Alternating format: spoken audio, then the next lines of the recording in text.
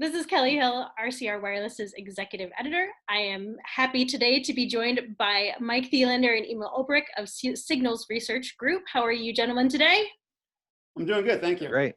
Good, glad to have you. So you folks recently came out with a brand new report looking at some of the ins and outs of DSS in the field using some interesting new tools. And I'd like to hear a little bit more about what you did and what you concluded. Sure, so this is testing that we did with Sanjole, who is now part of Keysight, and we leveraged their WaveJudge test tool. And what WaveJudge allows you to do is to go out into a commercial network and basically capture all data and signaling traffic done in a sector. So instead of just testing with one mobile device, now you're going out and you're evaluating the performance of the radio for all devices. And so we did that for LTE, 5G NR, as well as DSS. And what that allows you to do is to really go in and understand the efficiency of the vendor schedulers, excuse me. How efficiently are they scheduling data packets? What's the impact of overhead due to scheduling information, reference symbols, all those things that kind of make up the LTE or the 5G NR frame structure. Can you tell us a little bit more about why that scheduling information is important, what it tells you about either the vendor or the overall network performance? Emil? Well, I mean, the scheduler is really the heart and soul of the radio access network. That's how all the packets are delivered, whether it's control plane or user plane. And so, and we go into the report, we go beyond just the physical resource block. We break it down looking at individual subcarriers and symbols and trying to really understand where the performance is and how the efficiency of a scheduler. And that's one thing we're looking at, is really scheduler efficiency, not necessarily spectral efficiency. How good are these schedulers now? LTE's had 10 years, a decade of improving performance and really honing itself down to be, quite impressive from all the vendors. 5G, new kid on the block, and there's some lessons learned from LTE, but there's also new signaling. And what we've learned is that, the signaling, there's some efficiencies in 5G, and we kind of point that out in the report, and you get to see that. And now with that additional efficiency, what do they do with it? How do they pack in then more user plane data? What does that performance look like? Okay. So there's a direct relationship between the performance of the scheduler and user experience. Absolutely, because if you have resource elements, if you have a portion of your radio that's not being used, it's not scheduling anything, that's not a good thing. If you have a large percentage of your scheduling going to overhead, be it control channel information, unused resource elements, signaling, all that type of thing, again, that really robs you of sending the user plane data traffic. All of that stuff is necessary, but ultimately at the end of the day, what you really care about is pushing data from the base station to the phone.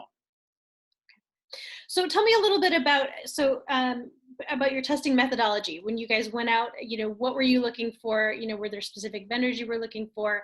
And sort of give me a sense of what is in the report in terms of results. So I'll talk about the results later. Emil, you can talk about the testing because you were the one having all the fun doing that. Go ahead, Emil.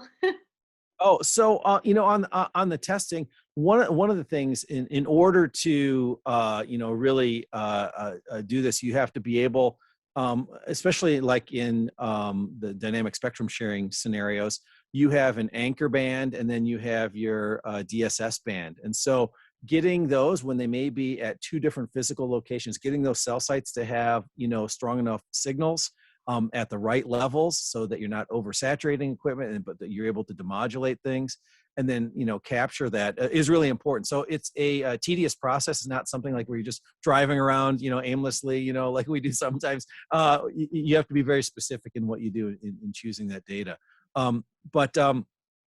Capturing that data, here's the one thing, these files are quite large. 60 seconds of capture can be well over 300 gig in size.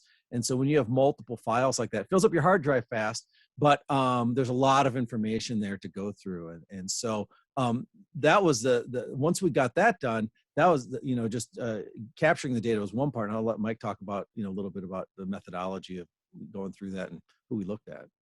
Yeah, so we looked at Nokia and we looked at Ericsson. So for Nokia, it was LTE and 5GNR on T-Mobile's network.